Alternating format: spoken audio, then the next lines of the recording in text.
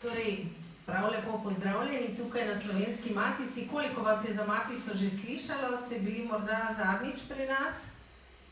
Nekaj jih nisem napisala. Aha, to je dobro. Drži. Zelo na kratko, torej, lepo dobrodošlico gospe profesorici in seveda vam, spoštovane dijakinje in dijaki. Slovenska matica, ustanovljena 1864, ni ves čas bivala v teh prostorih, konec tam v začetku 80-ih let prejšnjega oziroma predprejšnjega stoletja, 19. smo se preselili na to lokacijo.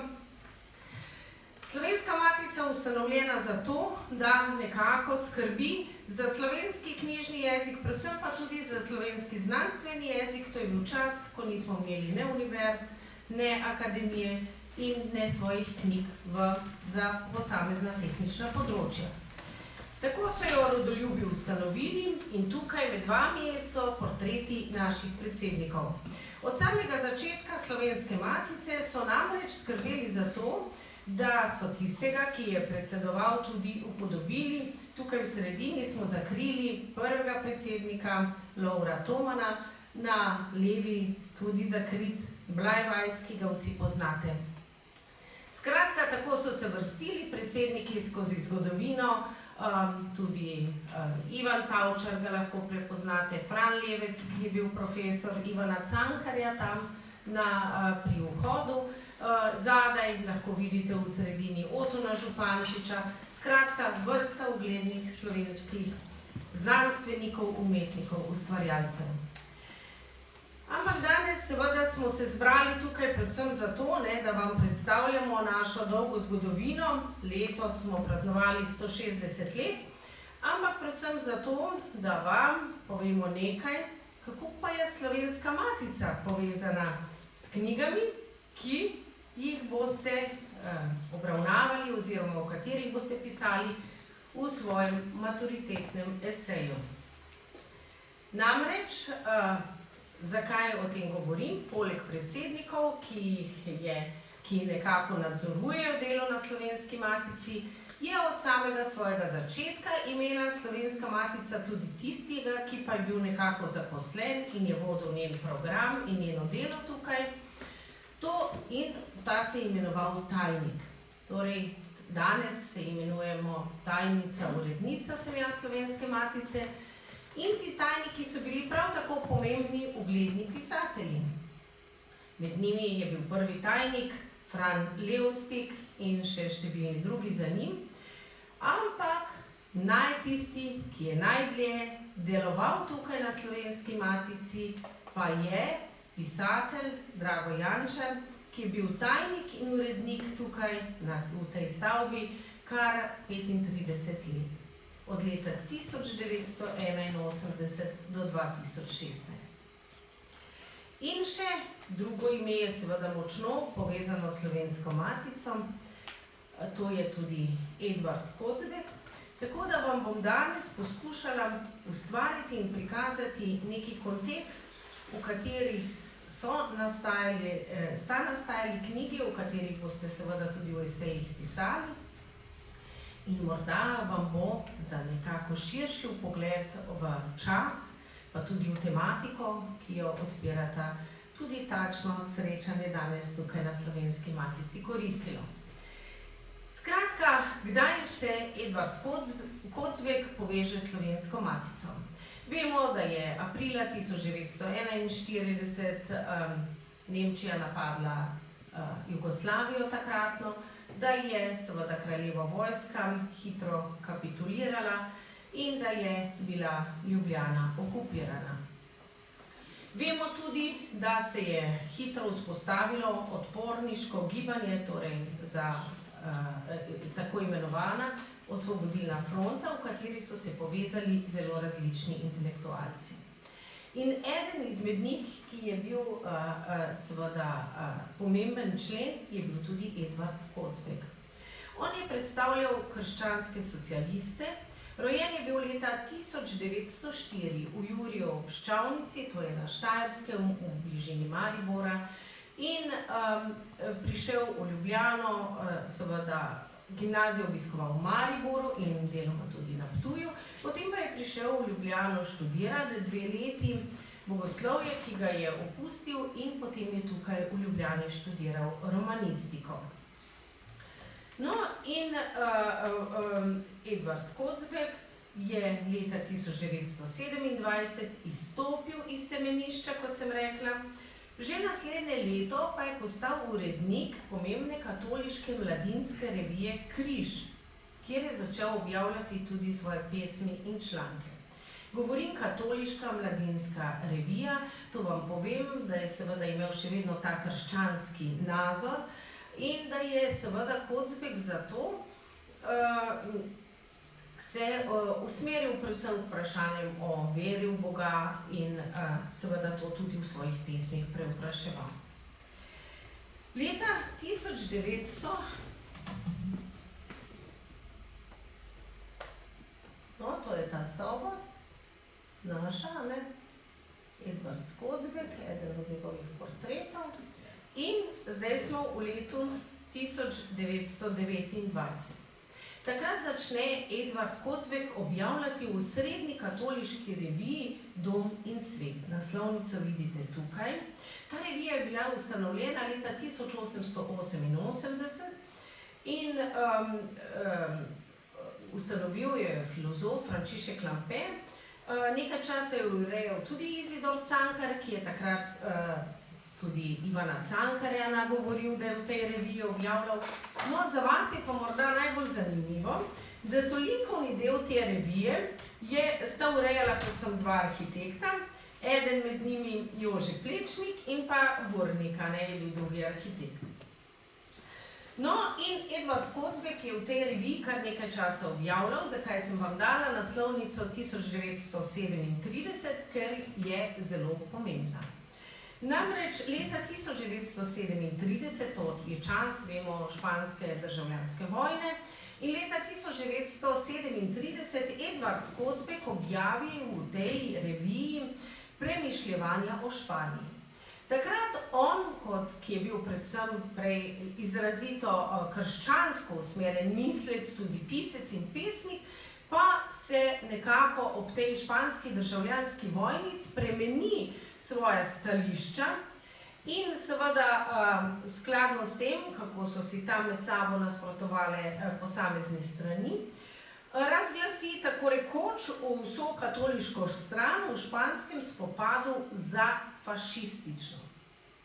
Čeprav vemo, da je en sam del ali ena sama res ostra radikalna struja je zagovarjala seveda te skrajne fašistične ideje v Španiji, je to bilo zelo pomembno, to Kocbekovo dejanje, ker še danes lahko slišimo, da vse, kar pač nekdo misli drugače od levih, je fašistično. In to je zelo nevarna seveda tudi formulacija, ki se je potem vlekla skozi zgodovino.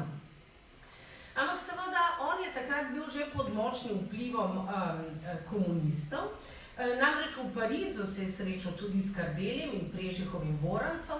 Prežihov Voranc pa je bil zelo pomemben in visoko v takratni mednarodni internacionali, ki je povezovala komunistične stranke Evrope in je imel zelo visoko funkcijo. Vemo, da se je ta funkcija potem Prežihu slabo končala, ko je nekako jo hotel povedati kot svoje zasluge pred Titom, je kar nekaj dneh potem Prežihov Voranc po drugi svetovni vojni umrl, to je zdaj znano, da najbrž ravno zaradi tega spora s Titom. No, kakorkoli, ta revija je zaradi tega, seveda bila je katoliška revija, on objavi tako stališče, vse katoliške nazor in misli so fašistične, medtem ko vse leve misli so pa napredne, revolucionarne in pozitivne.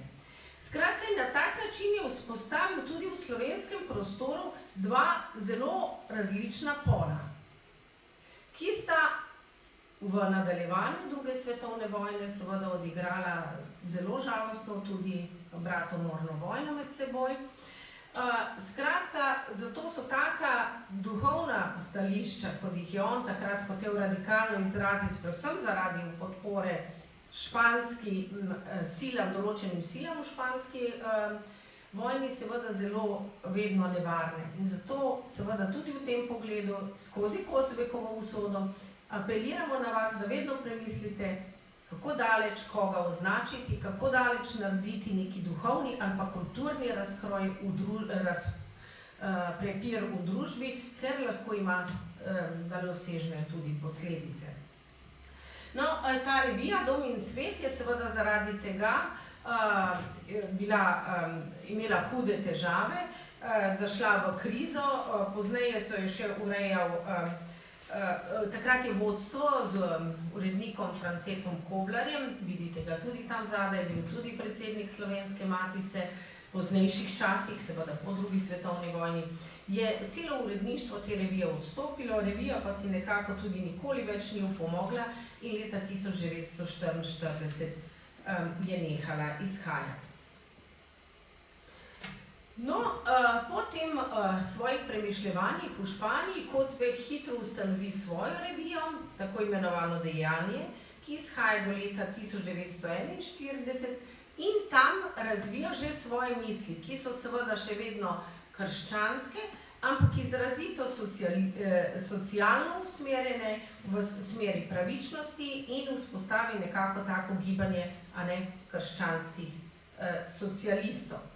In leta 1941 se on s temi krščanskimi socialisti priključi že omenjeni Osvobodilni fronti, ki sem jo rekla, da se je seveda kot neke vrste upor slovenstva zoper okupacijo naše dežele seveda vzpostavila. In kaj se zdaj zgodi? Zdaj pa pridemo končno do Slovenske matice.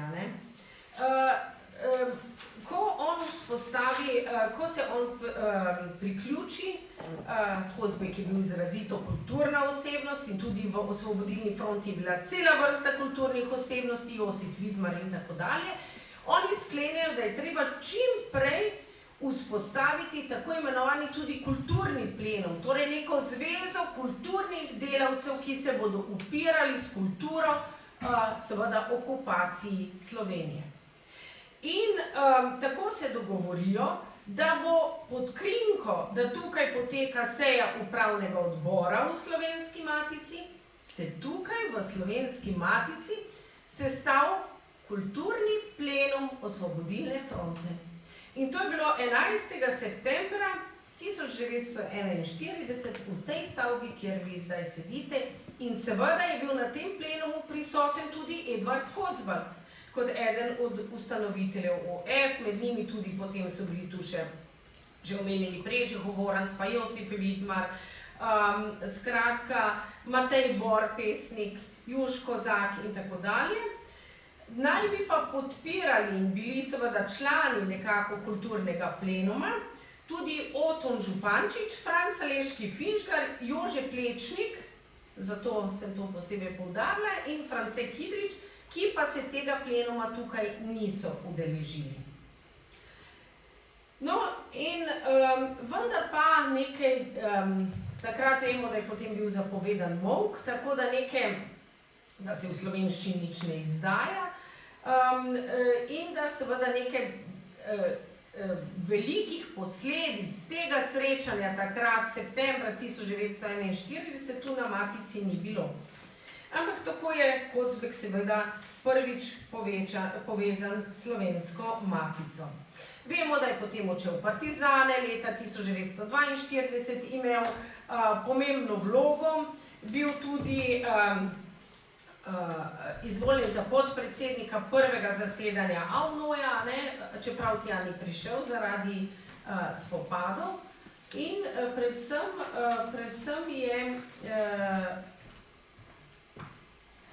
predvsem je pa on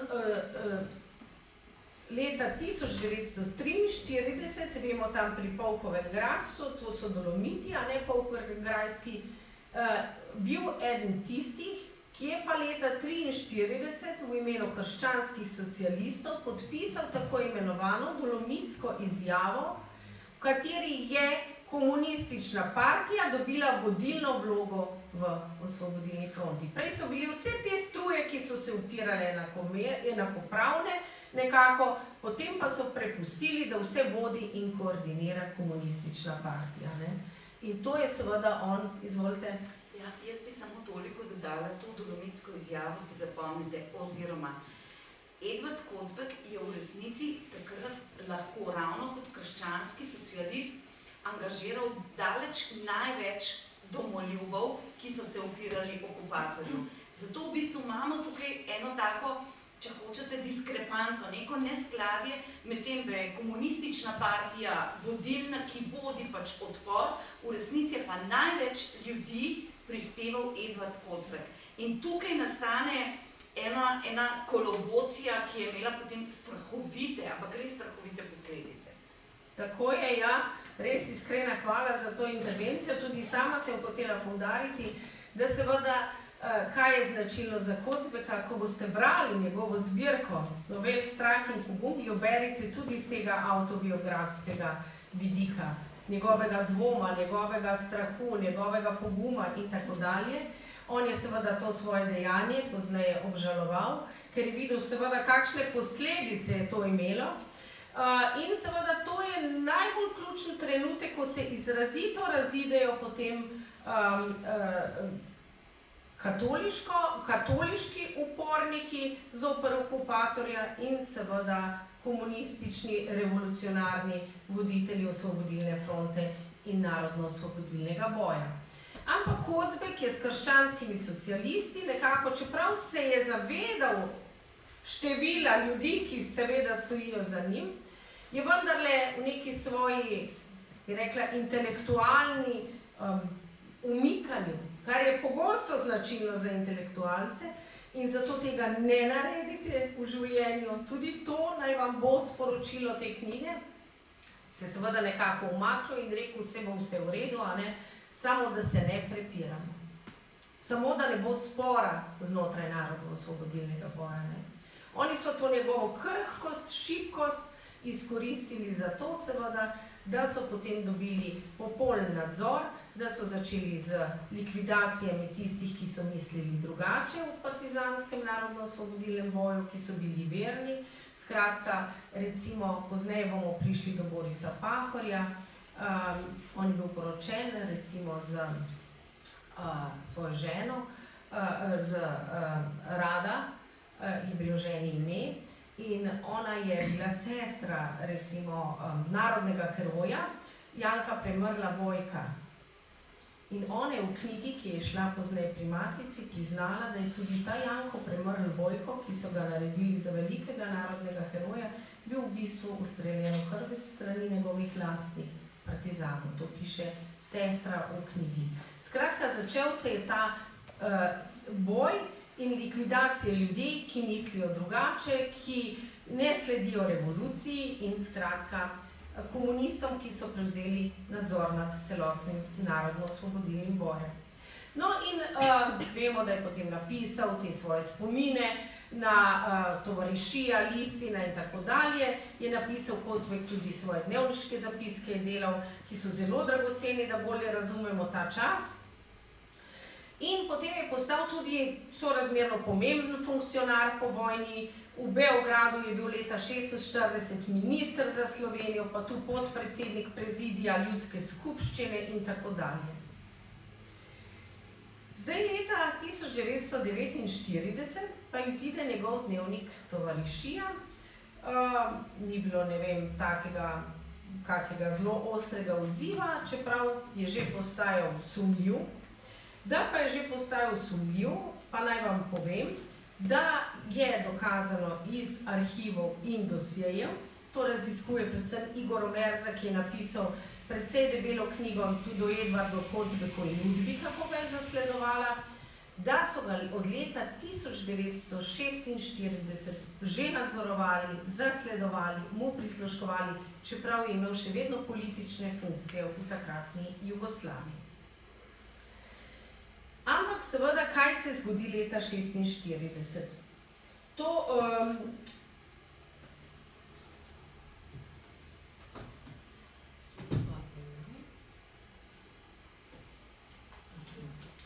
Leta 1946 namreč zapiše on pozneje v enem od intervjujev, ki jih bomo obravnavali pozneje, on zapiše, da je leta 1946 prvič slišal za povojne poboje.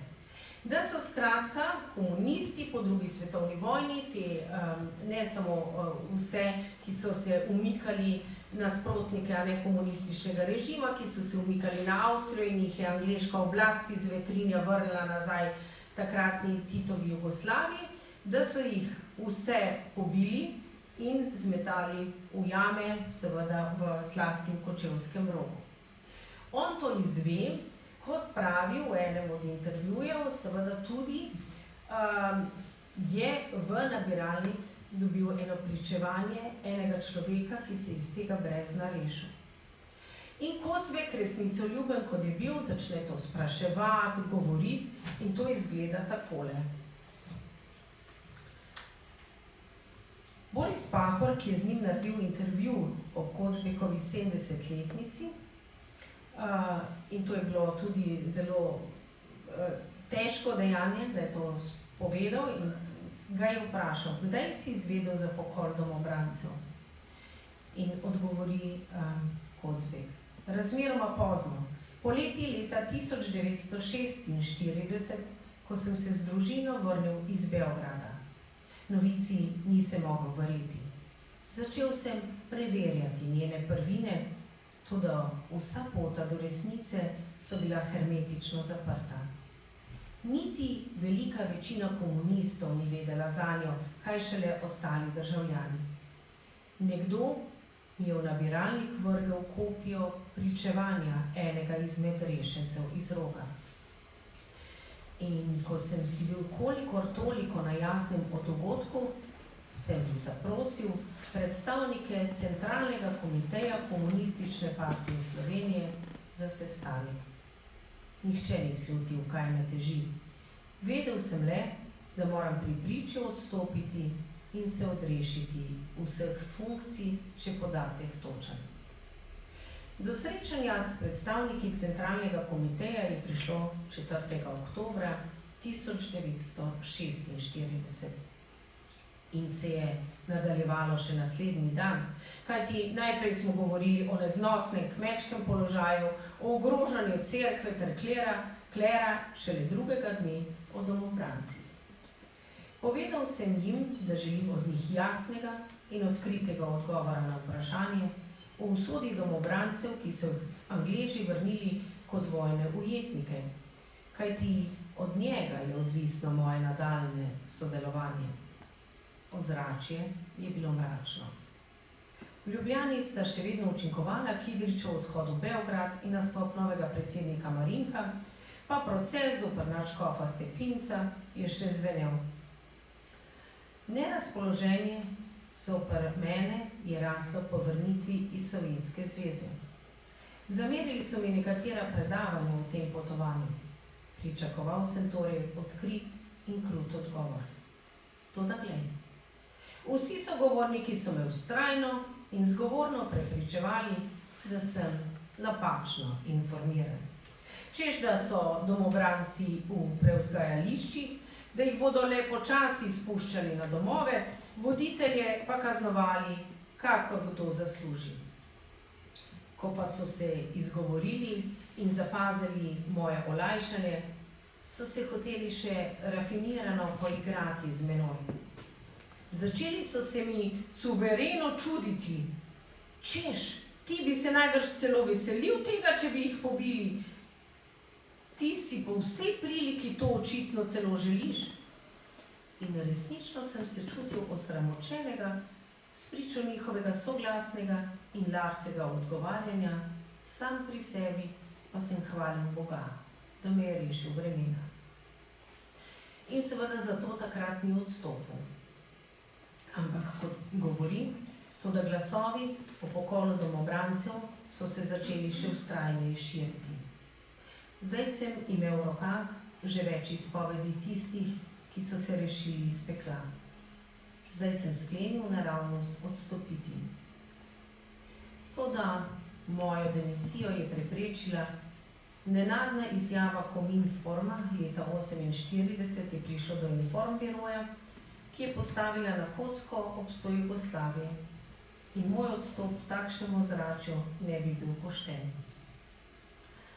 No, ampak seveda ti dvomi so v njem rasli, se razširjali in tako leta 1951 Edvard Kocbek napiše, nimam tukaj originalne izdaje, zbirko 4 novel, Strah in pogum. Ko on izda to zbirko 4 novel, Strah in pogum, je že bilo dogovorjeno, seveda, da se zoper njega sproži po vsej Sloveniji, v vseh časopisih in v vseh medijih kritika tega dela in na nek način njegova literarna ali pisateljska likvidacija. No, po letu 1952 pa ga celo nemudoma upokojijo in do nadaljnjega kar 10 let Edvard Kocbek ni mogel izdati nobenega dela. Skratka, vse založbe so imele tiho navodilo, da Kocbek v Sloveniji ne sme izdati ničesar. In v tem obdobju je samo prevajal. Je pa bil v tem obdobju seveda hudo nadzorovan, ko so prenavljali njegovo stanovanje, so našli mikrofone v stenah in tako dalje. In Igor Omerze je ugotovil, da so poročila o vaduhu in tistih, ki so ga nadzorovali, obsegala okrog 20.000 strani zapisnikov in arhivov Udbe, vendar je večinoma tega danes popolnoma uničenih, ohranjenih je okrog 2000 strani.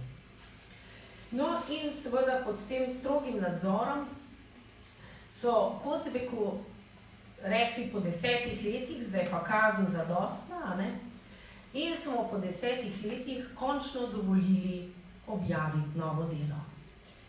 In tu se spet sreča s Slovensko matico. Takrat je leta 1963 pri Slovenski matici objavil to zbirko pesmi, ki poglejte, kako ima simbolni naslov Groza.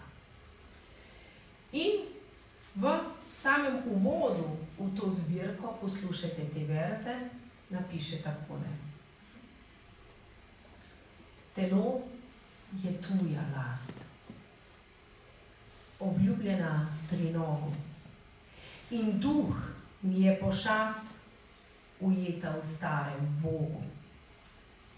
Srce pa je balast, odvržen v gluhem rogu. In rok je tukaj napisan z veliko začetnico. Kaj hoče s temi verzi povedati? Telo je tuja last. On se je zavedal tega nadzorovanja, nesvobode, v katero je bil vržen. Obljubljena trinogu, seveda tiranu, to je bila diktatura, je to sam ugotovil, da je to diktaturo sam na nek način uspel vzpostaviti in bil tisti zraven, ki je naredil nekako ključno napako v življenju, da je seveda se komunistična partija absolutno prevzela oblast nad našim uporom zoper okupatorja.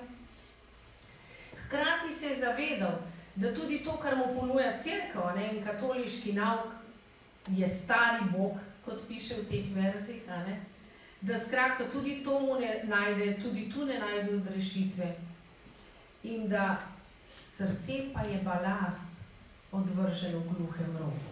Kaj? Da je njegova duša, seveda srce, zavedno popackano, umazano, za tem, kar se je v Kočevskem rogu s poboji domobrancev zgodilo. Tako da to so zelo pomembni verzi, ki že nakazujejo, kako zelo je njega strahovito težila to je ta zbirka, kako strahovito je njega težil ta pokol in pomor komunističnih veljakov po drugi svetovni vojni ljudi. Danes vemo, da je odkritih že okrog, prvotno so sklepali, da bo okrog 20 grobišč, danes je že 800 grobišč ljudi, ki so bili po vojni pobiti, odkritih. No in njega je to težilo in težilo in težilo. In tukaj pa nastopi še ena druga pomembna osebnost, prav tako zelo povezana s Slovensko matico. To je pisatelj Boris Pahor, najbrž ste slišali za njega, kako vitalen je bil najstarejši Slovenec, 108 let, 108? Mislim, da res. 108 letov mislim, da je bil, ja, da je dočakal. Skratka, Boris Pahor je bil njegov prijatelj. In Boris Pahor si je z njim od leta 1940 pisal in izmenjaval pisma. Že ko je bil Pahor še vojak v Libiji, mislim, da v drugi svetovni vojni mu piše, oziroma je bil tam ujetnik potem, mu piše pismo. In vsa ta pisma od leta 1940 do 1980 so zbrane v tej knjigi Peščena ura, dopisovanja med Kocbekom in Pahorjem, v tej knjigi, ki je išla prav tako pri Slovenski matici leta 1984. Leta 1984, to pomeni seveda, to je že čas, ko je bil tu tajnik, urednik Drago Jančar. Zakaj ga omenjam? Ker je tudi Drago Jančar doživel precej hudo usodo, ravno zaradi enakega odnosa do teme povojno pobitih oseb. Namreč Drago Jančar je bil rojen v Mariboru 1948, tam je tudi končal srednjo šolo, potem je delal kot novinar na Večeru in je nekega dne iz Avstrije prinesel knjigo V rogu ležimo pobiti. To je izdala knjižica, je šla v emigraciji v Argentini in je vključevala pričevanja teh ljudi, ki so se iz teh brezen pobiti rešili. In Drago Jančar to knjigo prinese čez mejo. Odkrijejo mu jo in ga zaradi tega, ker je vnašal v socialistično Jugoslavijo, seveda protidržavno vsebino, obsodijo kar na 1 leto zapora. Samo zaradi ene knjige, ki jo je imel. No, potem so mu to skrajšali, dali na 3 mesece in ga nemudoma poslali v vojsko. No, potem je pa kmalu opustil to novinarsko delo in postal urednik, tajnik Slovenske matice in tukaj delal 35 let. In v tem obdobju napisal tudi svoje najbolj znamenite, pomembne romane, Severni sij, Posmehljivo poželenje, potem pa predvsem, vemo, da že potem, ko je pa zapustil matico, pa to noč se jo videl. No, pri matici je izdal tudi svoje zelo znane in nagrajevane eseje Drago Jančar, Duša Evrope in recimo roman Katarina Pav in Jezuit. Torej, Draga Jančarja in Borisa Pahorja in Edvarda Kocbeka je povezala ena in ista tema. Tema povojnih pobojev in zato si je tudi Drago Jančar prizadeval, da so potem tu pri Slovenski matici v 80-ih letih izhajali že vse tiste knjige, ki so bile prej prepovedane, recimo roman Branka Hofmana Noč do jutra, ki govori o tem, kaj se je dogajalo na Golem otoku, a ne v tamkajšnjem taborišču po vojnem jugoslovanskem. In tudi torej korespondenco med Kocbekom in Pahorjem v tej zbirki Peščena ura. No, sem rekla, povezala je tema povojnih pobitih Slovencev, domobrancev v rogu Pahorja in Kocbeka. Boris Pahor, pisatelj, je vedel seveda, da Kocbeka strogo nadzorujejo. Zato, če boste brali ta pisma, boste videli, tukaj se nikoli ne dopisujeta kakih jasnih stvari, ker je bila vsa korespondenca pregledana, ne? Tukaj so kako si, kako so otroci, kako in si nekako pišeta v pismih v šifri, je prav zanimivo to brati, ne? O tisti zadevi, o kateri sem ti pravil in tako dalje. Skratka, ko je bil Kocbek nekaj bolan, leta 1970, je bil na okrevanju v Opatiji na Hrvaškem. In takrat ga, Boris Pahor je živel v Trstu, iz Trsta obišče Boris Pahor na tem okrevanju. Zakaj? Ker slovenska Udba ni imela pristojnosti, da nadzoruje nekoga na Hrvaškem. In potem je včasih pozabila vprašati hrvaško udbo, dajte prosim ga nadzorovati je tam in tako dalje. In je bilo najbrž najbolj varno, da sta izven Slovenije govorila o tem. In takrat ga vzpodbudi, Pahor spodbudi Kocbeka naj resnico o povojnih pobojih tudi pove. In vem, da je da je Kocbek o tem zelo okleval, zelo dolgo ga je mogel prositi in šele leta 1974, ko je prišla 70-letnica Edvarda Kocbeka in nekako ga tukaj niso v slovenskih medijih nič počastili, se seveda dogovorita, da bo Kocbek objavil, da bo išla tale knjižica, ki jo vidite tukaj, Edvard Kocbek, pričevalec našega časa. Knjižico sta uredila Boris Pahor, že omenjeni, in tudi pisatelj Alojz Rebula, ki je prav tako živel v Trstu in je, zdaj smo se letos spominjali 100-letnice njegovega rojstva. No, sta to knjižico uredila in ne zbrala vse. Zbrala sta odzive, kako so skritizirali strah in pogum sistematično vsi mediji leta 1951, ko je ta zbirka izšla. Zbrala sta recimo tudi, kako pozitivno kritiko je napisal Boris Pahor o zbirki Strah in pogum v Primorskem dnevniku, tudi to je objavljeno v tej knjižici. In seveda je, kako so se na to pozitivno kritiko takrat odzvali. France Bevk je nemudoma pisal Pahorju, kako si je mogel kaj takega seveda privoščiti, naj znova premisli in tako dalje, da hvali strah in pogum, ker je bilo zaukazano, da strah in pogum morajo skritizirati čisto vsi. Skratka, in potem seveda v tej knjigi, ki je tudi išla pri Slovenski matici in jo je Boris Pahor ravno v času tudi Jančarjevega tajnikovanja tukaj izdal, ta ocean strašno odprt, verzija iz Kosovela, govori Pahor, kako je se on pravzaprav spremenil. Tudi Pahor je bil izrazito levičar, ne nazadnje dal skozi koncentracijsko taborišče, komaj preživel, in o čemer govori v romanu Nekropola, in pa pravi, kdaj se je on obrnil k Kocbeku. Tako zapišem. Gotovo 1951. leta se je ob krivičnih napadih na Kocbekove novele Strah in pogum začel tudi moj preobrat.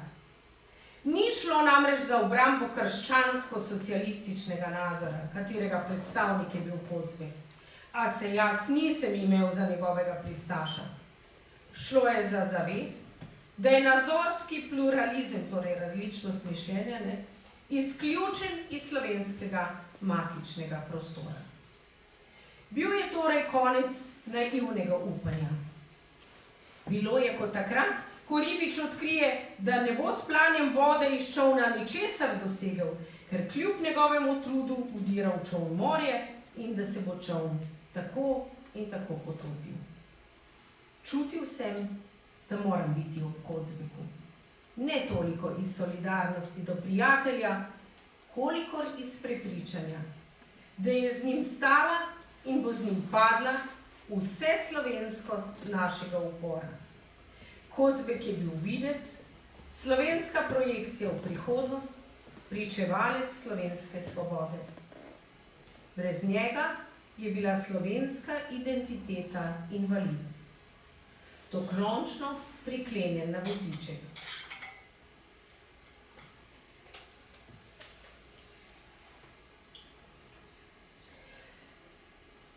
No, in potem pripoveduje tudi o tem, v tem zapiskih svojih Pahor, kako je pa tega prišlo, ne? In kako se je Edvard Kocbek potem do intervjuja, kako ga je potem leta in leta prepričeval in kako je do njega prišlo v tej zbirki. A ne morem siliti v Edija, čeprav je od prvega pogovora o tem vprašanju minilo že precej časa. Konec 1970. leta je bilo, če se ne motim, ali v začetku 1971. Pa letnice niso pomembne.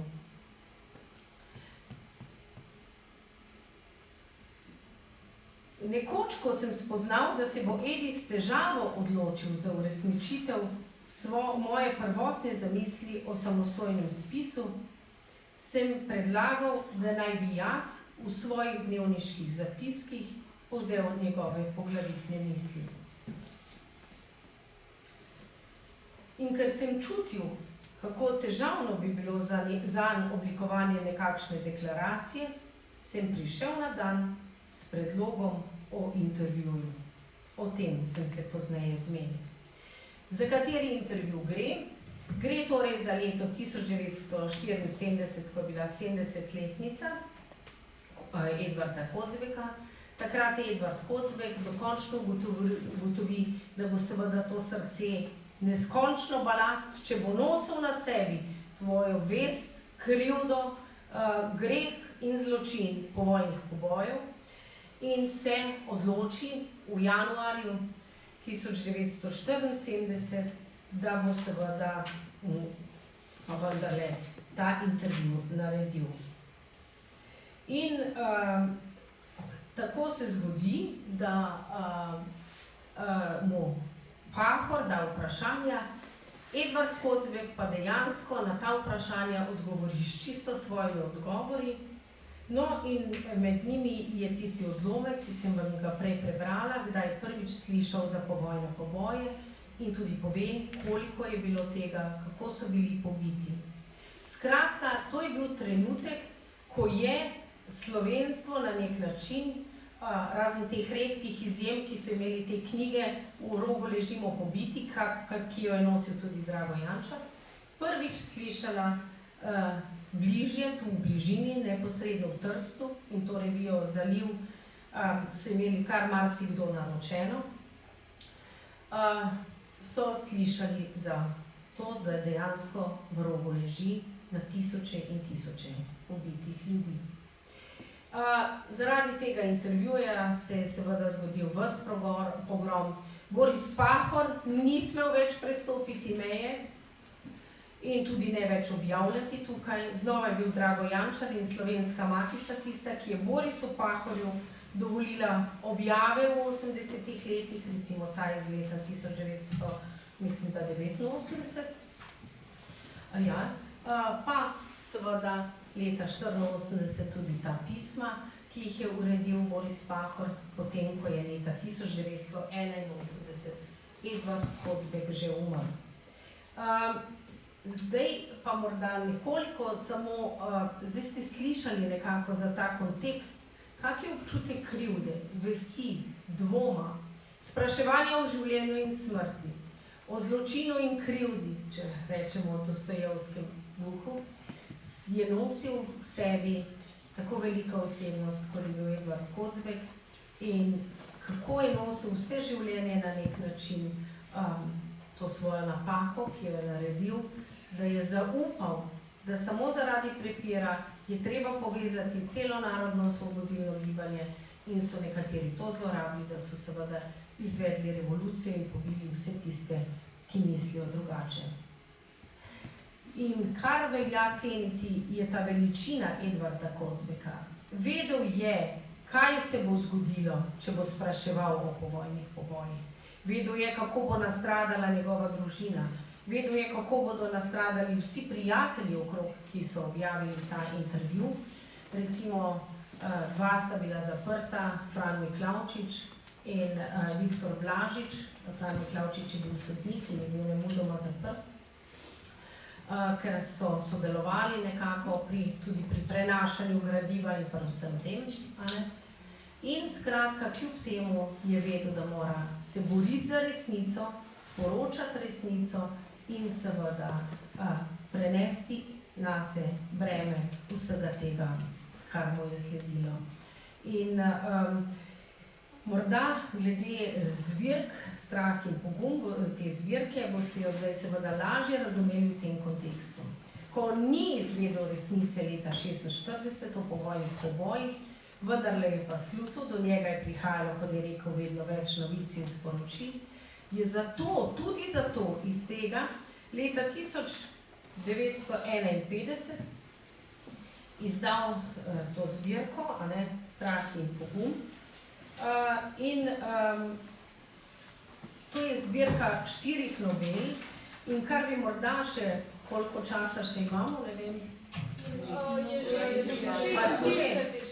No, bomo počasi zaključili. No, tako bi jaz morda vas samo apelirala na vas, da seveda berete izrazito, kako so te novele naslovljene. Temna stran meseca, recimo, ne? Temna stran meseca, metaforika svetlobe in luči. Ogenj, metaforika luči, ki gori in celo peče, a ne? To je ta odlomek iz intervjuja. To je Pahor. Tu sta prijatelja Edvard Kocbek na klopi in Pahor ob otvoritvi njegovega spomenika. Bil še živ Pahor tudi. No, in zakaj govorim? Temna stran meseca, kot je naslovljena prva novela v zbirki Strah in pogum, je potem postala zelo pogosta metafora. Tudi Mimi Malenšek je napisala roman Temna stran meseca, ki se dogaja ravno kot bratomorna vojna na gradu Turjak, tudi njegovi oblisi so tu na naslovnici. Isti Drago Jančar, tajni urednik Slovenske matice, pa je še leta 1997, ko je bila v Muzeju novejše zgodovine razstava o povojnem življenju kmetstva in delavstva, napisal strog protest, da naj se slovenska povojni zgodovini pove tudi tisto, kar se je dogajalo na temni strani, in so mu takrat v Muzeju novejše zgodovine dovolili, da naredi razstavo. Naredil skupaj s sodelavci razstavo Drago Jančar, Temna stran meseca, torej naslovljena tako, kot je tudi uvodna novela v tej zbirki. Skratka, skozi to metafore luči in teme, črna orhideja, vemo, da je to absurd, da črna orhideja ne obstaja, je hotel pokazati tudi to svojo notranjost bitko med zlom in dobrim, s to prispodobo med zločinom in občutkom krivde. In tudi spraševanja med življenjem in smrtjo. Naj morda zaključim z enim takim, če pogledamo recimo, kaj reče Devin v prvi noveli. Rojstvo in smrt sta človekova najčistejša trenutka. Bolj me vznemirjata, kakor življenje in njegovo zlo. Skratka, Kocbek je imel težko življenje, nosil je težko krivdo nekako v sebi in zato je življenje in smrt čutil kot najčistejša trenutka. In zato ni naključje, da je Temna stran meseca, ta novela prva, napisana v prvoosebni pripovedi, ker ima tudi avtobiografske poteze.